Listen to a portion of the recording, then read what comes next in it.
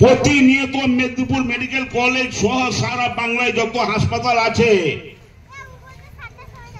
Sub divisional হাসপাতাল আছে,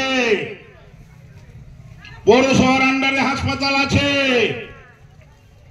কত কোটি কোটি টাকার প্রতিদিন বিনা পয়সায় ঔষধ যায় পশ্চিমবঙ্গ সরকারের মমতা বন্দ্যোপাধ্যায়। জানেন, পাশের রাজ্য ঝাড়খণ্ড, পাশের রাজ্য উড়িষ্যা, এমনকি বাংলাদেশের লোকরাও এসে এখানে চিকিৎসা হয়।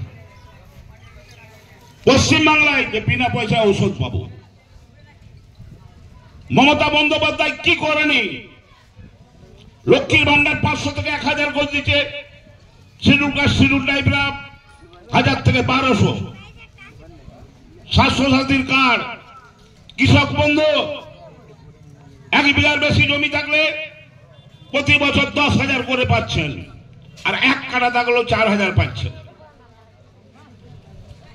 মমতা বন্দ্যোপাধ্যায় স্কুলে ড্রেস কিনে পয়সায় দিচ্ছে। মমতা বন্দ্যোপাধ্যায় প্রথম গর্ভবতী মহিলাদেরকে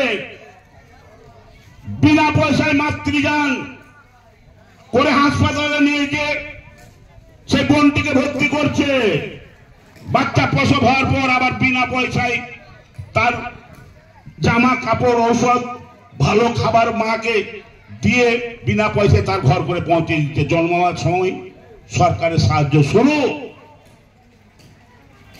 আর মৃত্যুর সময় সমব্যথী, মাঝে স্কুলের ড্রেস বই, তারপরে কি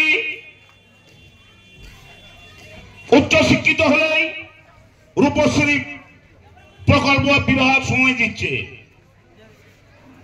ক্লাস 11-এ উঠলেই ট্যাব ফোন দিচ্ছে বিনা পয়সায়, তারপরে একটু পড়ালেখা বেশি করতে গেলে